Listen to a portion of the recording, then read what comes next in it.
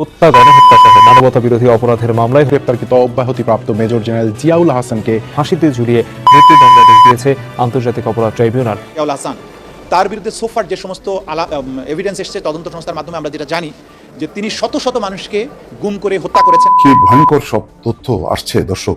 জিয়াউল হাসান তার বিরুদ্ধে 1000 মানুষের গুমের অভিযোগ। আসসালামু আলাইকুম সম্মানিত প্রিয় দর্শক, অবশেষে কিন্তু সেই ফাঁসির রশিতে ঝুলতেই হচ্ছে হাসিনার সেই কুখ্যাত সন্ত্রাসী বাহিনীর প্রধান মেজর জেনারেল জিয়াউল হাসানকে। হ্যাঁ দর্শক, হাসিনা পালিয়ে যাওয়ার পরপরই কিন্তু তাকে গোয়েন্দা অভিযানে কিন্তু গ্রেপ্তার করা হয়, আর গত 1.5 বছর যাবতে কিন্তু তার মামলার শুনানি চলে। অবশেষে কিন্তু এবার কিন্তু তার ফাঁসির রায় আসতে যাচ্ছে, এমনকি কার্যকর হবে খুব শীঘ্রই। কারণ এই জিয়াউল হাসান একাই কিন্তু প্রায় 1000 থেকে 1200 মানুষকে গুম করেছে। দর্শক একবার চিন্তা করে দেখুন, এটা শুনলেই গা যেমন কেমন শিহরে ওঠে।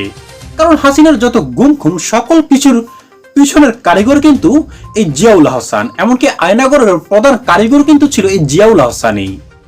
যার ফলে চিফ প্রসিকিউটর তাজুল ইসলাম কিন্তু গুরুত্বপূর্ণ একটি ভূমিকা পালন করেছেন এদের বিচারের ক্ষেত্রে, আর সেটার রায়ও কিন্তু ইতিমধ্যে এসে গেছে। হ্যাঁ দর্শক, সেটার বিস্তারিত কিন্তু আজকে আপনাদের একেবারে প্রমাণ আমরা দেখাবো। তাই আপনার কাছে অনুরোধ থাকবে ভিডিওতে একটি লাইক দিয়ে সম্পূর্ণ ভিডিওটি শেষ পর্যন্ত কন্টিনিউ করবেন, তবেই কিন্তু নিউজটির বিস্তারিত আপনি ভালো করে বুঝতে পারবেন। তাহলে চলুন আজকের গুরুত্বপূর্ণ সেই প্রতিবেদনগুলি আপনাদেরকে এক এক করে দেখিয়ে নিয়ে আসি। আন্তর্জাতিক অপরাধ ট্রাইব্যুনালের চিফ প্রসিকিউটর মোহাম্মদ তাজুল ইসলাম বলেছেন, আন্তর্জাতিক তদন্ত সংস্থার মাধ্যমে আমাদের কাছে এভিডেন্স এসেছে শত শত মানুষকে গুম ও হত্যা করেছে সাবেক সেনা কর্মকর্তা জিয়াউল হাসান। রোববার বেলা 12:30টার দিকে সাংবাদিকদের সঙ্গে আলাপকালে তিনি এসব কথা বলেন। তিনি বলেন, শত শত মানুষের পেট কেটে নদীনালা খালে বিলে লাশ ফেলে দিয়েছে জিয়াউল হাসান। এসব ঘটনার শক্তিশালী এভিডেন্স আমাদের কাছে আছে। এ ধরনের একটা দুর্ধর্ষ আসামির বিরুদ্ধে তদন্ত করতে হবে, তদন্ত সংস্থা তাকে জিজ্ঞাসাবাদ করবে, এটাই স্বাভাবিক। রোববার ট্রাইব্যুনাল একের চেয়ারম্যান বিচারপতি মোহাম্মদ গোলাম মুর্তুজা মজুমদারের নেতৃত্বাধীন 2 সদস্যের বিচারিক প্যানেলে গুম ও নির্যাতনের ঘটনায় মানবতা বিরোধী অপরাধের 2 মামলার শুনানির পর সাংবাদিকদের সঙ্গে আলাপকালে এসব কথা বলেন চিফ প্রসিকিউটর। তিনি বলেন, দুর্ধর্ষ জেনারেল জিয়াউল এখন একা ইন্টারোগেশনে ভয় পান। ট্রাইব্যুনালের অপর সদস্যরা হলেন অবসরপ্রাপ্ত জেলা ও দায়রা জজ মোহাম্মদ মহিতুল হক এনাম চৌধুরী। এর আগে আজ ট্রাইব্যুনাল একের চেয়ারম্যান বিচারপতি গোলাম মুর্তুজা মজুমদারের নেতৃত্বে 2 সদস্যের বিচারিক প্যানেলে 2 মামলার উপর শুনানি অনুষ্ঠিত হয়। এর আগে গত 20 নভেম্বর শুনানি হওয়ার কথা থাকলেও তারিখ পেছানোর আবেদন গ্রহণ করে আজকের দিন ধার্য করা হয়। এরও আগে 26 অক্টোবর ট্রাইব্যুনাল একের বিচারপতি মোহাম্মদ শফিউল আলম মাহমুদের নেতৃত্বাধীন 2 সদস্যের প্যানেল শুনানির জন্য 20 নভেম্বর তারিখ নির্ধারণ করেছিলেন। ওই প্যানেলের অন্য সদস্য ছিলেন অবসরপ্রাপ্ত জেলা ও দায়রা জজ মোহাম্মদ মহিতুল হক এনাম চৌধুরী। 22 অক্টোবর টিএফআইসিলের গুম নির্যাতনের 2 মামলায় 13 সেনা কর্মকর্তাকে ট্রাইব্যুনালে হাজির করা হয়। শুনানি শেষে আদালত তাদের গ্রেপ্তার দেখিয়ে কারাগারে পাঠানোর নির্দেশ দেন। একই সঙ্গে পরবর্তী শুনানির জন্য 20 নভেম্বর দিন ধার্য করা হয়। এর আগে 8 অক্টোবর পৃথক 2 মামলায় মোট 30 জনের বিরুদ্ধে আনুষ্ঠানিক অভিযোগ দাখিল করে প্রসিকিউশন। অভিযোগ আমলে নিয়ে ট্রাইব্যুনাল 1 গ্রেপ্তারি পরোয়ানা জারি করে এবং শুনানির জন্য 22 অক্টোবর নির্ধারণ করে। টিএফআইসিলে নির্যাতন ও গুম খুনের অভিযোগে যে মামলাটি হয়েছে তাতে সাবেক প্রধানমন্ত্রী শেখ হাসিনা সহ মোট 17 জনকে আসামি করা হয়েছে। জিয়াউল হাসান তার বিরুদ্ধে সোফার যে সমস্ত এভিডেন্স এসেছে তদন্ত সংস্থার মাধ্যমে আমরা যেটা জানি যে তিনি শত শত মানুষকে গুম করে হত্যা করেছেন, তাদেরকে পেট কেটে নদী নালায় খালে বিলে তাদের লাশকে ফেলে দিয়েছেন। যখনই কোনো আসামিকে জিজ্ঞাসাবাদ করা হয় তদন্ত সংস্থায়, তার একজন আইনজীবী যদি ইচ্ছা করেন তাহলে তিনি উপস্থিত থাকবেন পাশের রুমে, এবং ইন্টারভালের সময় বা যখন দরকার হবে তখন উনি গিয়ে তার সাথে দেখা করতে পারবেন, তার কোনো সমস্যা আছে কিনা জিজ্ঞাসা করতে পারবেন। ডাক্তারকেও রাখা হয় যাতে কোনো সময় যদি সেই আসামি অসুস্থতা বোধ করেন তাহলে যাতে তাকে চিকিৎসা দেওয়া যায়। এগুলো ফেয়ারনেসের স্বার্থে আদালত করে থাকেন, এগুলো আমাদের আইনে কিন্তু নাই, তারপরে এটা প্রোভাইড করা হয়। কিন্তু উনি বলতে চাচ্ছেন যে জিজ্ঞাসাবাদের সময় আসামির পাশে উনি বসে থাকবেন, এইটা বাস্তবসম্মত নয়। উত্তপ্ত বাক্য বিনিময়ের কিছু নেই, বিষয়টা হচ্ছে আদালতের প্রসিডিংস, এটা ওনারা অ্যাপ্লিকেশন দিয়েছেন। কিন্তু আমরা যেটা প্রশ্ন করেছি আদালতের কাছে, যে আদালতে আমরা যুক্তিতর্ক তুলে ধরেছি যে এই আদালতের কাছে যে কোনো আবেদন যদি করতে হয় তাহলে কোন আইন অনুযায়ী বা আইনের কোন বিধান অনুযায়ী কোন ধারা অনুযায়ী আবেদন করা হচ্ছে সেটা উল্লেখ করতে হবে। তো উনি একটা ঢালাও অ্যাপ্লিকেশন করেছেন, কখনো বলছেন আমার ফোনের কল রেকর্ড মেসেজ এগুলো আমি পেতে চাই। তো ফোনের কল রেকর্ড মেসেজ উনি পেতে চান কেন, সেটার সাথে এই মামলার কি সম্পর্ক আছে? তার মামলায় এখন পর্যন্ত অভিযোগপত্র দাখিল হয়নি। তো ওনার মেসেজ এবং কল রেকর্ড যদি উনি পেতে চান ভিন্ন ফোরামে যাবেন। তো ওনার যে কোনো কিছু দরকার হলে ট্রাইব্যুনালের কাছে আসছেন, এটা আইনের বিধানের বাইরে, এটা আনহার্ড অফ। উনি একজনের কাছে একটা জিনিস পান বা একটা জিনিস চেয়েছেন, উনি দেয়নি, ট্রাইব্যুনালের কাছে আসবেন। ওইটা পাওয়ার জন্য যেখানে যাওয়ার কথা আইনসম্মত উপায়, যে অথরিটির কাছে যাবার কথা সেখানে তিনি যাবেন। সেই জাতীয় ফেলাসাস অ্যাপ্লিকেশন ফাইল করেছেন, সেগুলোর আমরা বলেছি যে এই ধরনের অ্যাপ্লিকেশন এন্টারটেইন করার সুযোগ নেই। আরেকটা অ্যাপ্লিকেশন করেছেন যে ইন্টারোগেশনের সময় তার আইনজীবী তারা উপস্থিত থাকবেন ওই রুমে। আমাদের আইনে এই ইন্টারন্যাশনাল ক্রাইমস ট্রাইব্যুনাল অ্যাক্টের কোথাও ইন্টারোগেশনের সময় তদন্তকারী কর্মকর্তার সামনে আইনজীবীকে বসে থাকার কোনো বিধান আইনে নাই, কিন্তু এই আদালত নেয় বিশেষ করে স্বচ্ছতার স্বার্থে একজন আইনজীবীকে আসামিকে যখন জিজ্ঞাসাবাদ করা হয় তার পাশে মিন্স পার্শ্ববর্তী কোনো রুমে উপস্থিত থাকার জন্য পারমিশন দিয়ে থাকেন। এবং 2010 সালে যখন ট্রাইব্যুনাল প্রতিষ্ঠিত হয় সেই সময় থেকে এই নিয়মটা মানা হচ্ছে যে যখনই কোনো আসামিকে জিজ্ঞাসাবাদ করা হয় তদন্ত সংস্থায় তার একজন আইনজীবী যদি ইচ্ছা করেন তাহলে তিনি উপস্থিত থাকবেন পাশের রুমে, কিন্তু উনি বলতে চাচ্ছেন যে জিজ্ঞাসাবাদের সময় আসামির পাশে উনি বসে থাকবেন। এইটা বাস্তবসম্মত নয়। এবং যেহেতু তিনি আসামির আইনজীবী হলেও তিনি তার সম্পর্কে বোন, এবং সেখানে তাকে এই জিজ্ঞাসাবাদের যে মূল উদ্দেশ্য তার কাছ থেকে তথ্য উদ্ঘাটন করা, সেটার ক্ষেত্রে কিন্তু বিঘ্ন সৃষ্টি হবে। সেজন্য তদন্ত সংস্থা বলেছেন যে তারা তাকে পার্শ্ববর্তী রুমে রাখতে পারবেন, কিন্তু তার জিজ্ঞাসাবাদের সময় তার সামনে বা মুখোমুখি রাখতে পারবেন না। এবং আরও কিছু বিষয় তিনি উত্থাপন করেছেন যে জিজ্ঞাসাবাদ করার জন্য কে উপস্থিত থাকবে কে থাকবে না। আমরা খুব সুস্পষ্টভাবে দেখিয়েছি যে জিজ্ঞাসাবাদ করার স্বার্থে তদন্তকারী কর্মকর্তা যাকে প্রয়োজন মনে করবেন যে এই জিজ্ঞাসাবাদটাকে ফ্রুটফুল করার জন্য তাকেই পাশে রাখতে পারবেন। অনেক সময় আপনারা জানেন যে আসামিদের কাছ থেকে তথ্য উদ্ঘাটনের জন্য ভিকটিমদেরকে তার মুখোমুখি করা হয়, যে এতক্ষণ যে অস্বীকার করছিল যখন ভিকটিমের মুখোমুখি হয় তখন কিন্তু আসামি সত্য বলতে বাধ্য হয়। এইরকম প্রক্রিয়া তদন্ত সংস্থা ফলো করছেন, কিন্তু সেই প্রক্রিয়ার মধ্যে তিনি না গিয়ে সিন ক্রিয়েট করার চেষ্টা করেন, সবসময় তদন্তের কাজগুলোকে বিঘ্নিত করার চেষ্টা করেন, কোর্টের মধ্যে সে আননেসেসারি অ্যাপ্লিকেশন দিয়ে কোর্টের সময় নষ্ট করার চেষ্টা করেন। এই বিষয়গুলো আমরা আদালতে তুলে ধরেছি, যেগুলো আইনসম্মত নয়, এগুলো বিচার প্রক্রিয়াকে বাধাগ্রস্ত করা শামিল।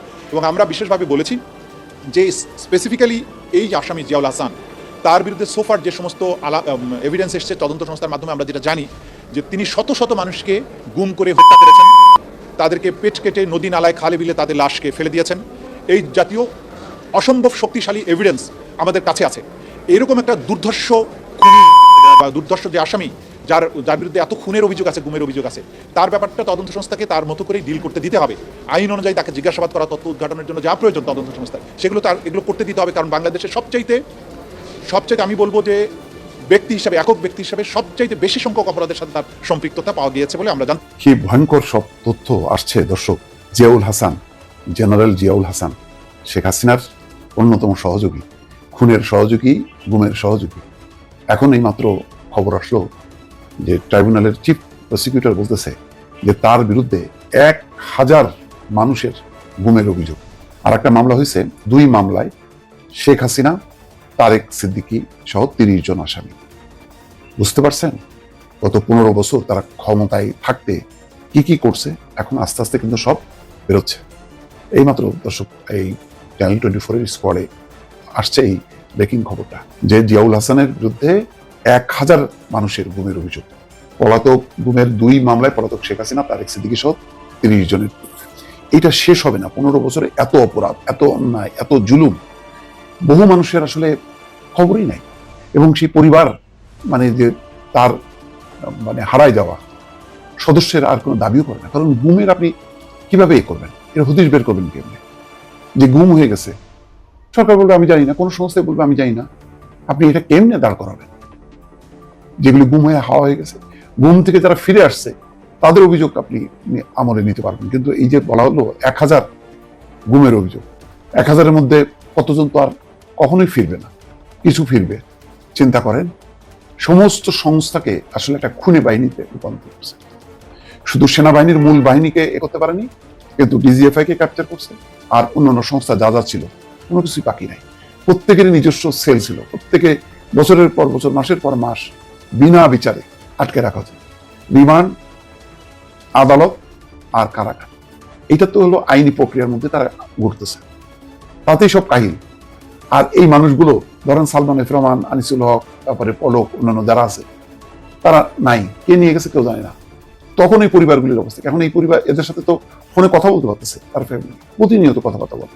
জেলখানার ভিতরে তো জানি যে কি হারে মোবাইল ফোন চলে, প্রত্যেকের মোবাইল ফোন আছে, তাহলে ফেসবুক হয়তো চালাইতেছে তারা ভিন্ন নামে। কিন্তু এরকম গুম হয়নি। যে গুমটা হয়েছে 15 বছরে, অকল্পনীয়। আমি আবারও বলি যে এই যে আওয়ামী লীগের সমর্থক, শুভাকাঙ্ক্ষী যাদের স্বপ্ন দেখতেছেন শেখ হাসিনা আরো শক্তিশালী রূপে ফিরে আসবে, এটা কোনো শাসন হতে পারে? এইভাবে গুম, খুন, জাতিসংঘের গুম কমিশনকে পর্যন্ত করা পারমিশন দেওয়া হলো না যে তারা তদন্ত করবে। সরকার নাই নির্দেশ, তাহলে তারা তদন্ত করবে না কেন? আজকে দেখেন human rights watch, amnesty international, তারা যখনই মানবাধিকার লঙ্ঘনের এই দিক সেদিক করতেছে তারা কিন্তু সরকারকে ছাড় দিচ্ছে না। দেখেন বিচারিক প্রক্রিয়া নিয়ে কথা বলছে। এই প্রতিষ্ঠানগুলোই তো গত 15 বছরের কথা বলছে। আর এই প্রতিষ্ঠানগুলোকে বানানো হয়েছে বিএনপি জামাতের এজেন্ট হিসেবে। এখন তারা যে নিরপেক্ষ প্রমাণ হচ্ছে। জেডাই খান পান্না, ওই যেই মৃত্যুদণ্ড দেওয়া হলো প্রথম যে মামলায়, হত্যা মামলায়, গণহত্যা মামলায়, এখন কিন্তু এই যে মামলা, সেই মামলায় জেডাই খানকে অনুমতি দেওয়া হয়েছে। অসুখ কথা বলুক, শেখ হাসিনা যারে যারে মানে নিয়োগ করার দরকার করুক, সমস্যা তো নাই। কিন্তু এ কেমন অত্যাচার হবে, গুম হবে, যার কোনো মানে বিচার হবে না। একটা গণতান্ত্রিক রাষ্ট্র, কিন্তু ভেতরে ভেতরে হচ্ছে উত্তর কোরিয়া, ভেতরে ভেতরে সৌদি আরব, ভিতরে ভিতরে রাশিয়া, ভিতরে ভিতরে চীন। এটা হইতে পারে? এই বাংলাদেশের এরকম একটা জঙ্গলি রাষ্ট্রে রূপান্তর করা, এটা শেখ হাসিনা করছে। শেখ মুজিবুর রহমান তার বাবা করতে চাইছিল, পারেনি। জানুয়ারি মাসে একদলীয় শাসন করছে, আগস্ট মাসেই নাই। আর শেখ হাসিনা ওইটা করে 15 বছর চালাইছে। আজকে আপনি কিভাবে, আপনি যে দুইটা কথা বলবেন শেখ হাসিনার পক্ষে, আওয়ামী লীগের পক্ষে, কেমনে বলবেন বলেন? সম্মানিত দর্শক শ্রোতা, একটা অপরাধী যখন জেলে যায় তার নামে হয়তোবা দু একটা মামলা থাকতে পারে, অর্থাৎ দু একজনকে খুন করার মামলা থাকতে পারে। কিন্তু দর্শক একবার চিন্তা করে দেখুন, একজন সেনাবাহিনীর সদস্য হয়ে সে কিভাবে 1300 মানুষকে গুম করেছে। কারণ একজন সেনাবাহিনীর কাজ হচ্ছে দেশকে রক্ষা করা, দেশের জনগণকে রক্ষা করা। কিন্তু এই সেনা কর্মকর্তা কি পরিমাণ বিকৃত মনুষ্যত্ব হলে সে এই কাজটি করতে পারে দর্শক? তার মানে হিসাব করলে কিন্তু হাসিনার এই 16-17 বছরে যত অপরাধ হয়েছে তার অধিকাংশই কিন্তু এই জিয়াউল হাসানের দ্বারা করিয়েছেন শেখ হাসিনা। এমনটাই কিন্তু দর্শক তথ্য কিন্তু উঠে এসেছে চিফ প্রসিকিউটর তাজুল ইসলামের তদন্তের ক্ষেত্রে। আর যার ফলে শীঘ্রই কিন্তু এই জিয়াউল হাসানের কিন্তু সাজা আসতে চলেছে, যেটা কিন্তু দর্শক আপনারা হাসিনার মতোই কিন্তু সরাসরি টিভি চ্যানেলে দেখতে পাবেন। কারণ এমন একজন অপরাধীকে তো আর এমনি এমনি ছাড় দেওয়া যায় না। শত শত মানুষকে যে গুম করতে পেরেছে, তার যে আত্মীয় স্বজন রয়েছে দর্শক, তারা কি তাই জিয়াউল হাসানকে কি অভিশাপ দিচ্ছে না? তাই দর্শক, আপনি একজন দেশের জনগণ হিসেবে আপনি কি চান এই জিয়াউল হাসানের সর্বোচ্চ শাস্তিটুকুই হোক? তবে অবশ্যই আপনার মূল্যবান মতামতটুকু আমাদের কমেন্ট বক্সে জানিয়ে যাবেন, কারণ আপনাদের মতামতটুকু আমাদের কাছে অনেকটাই গুরুত্বপূর্ণ। দর্শক, আজ এ পর্যন্তই। ভালো থাকবেন সকলেই।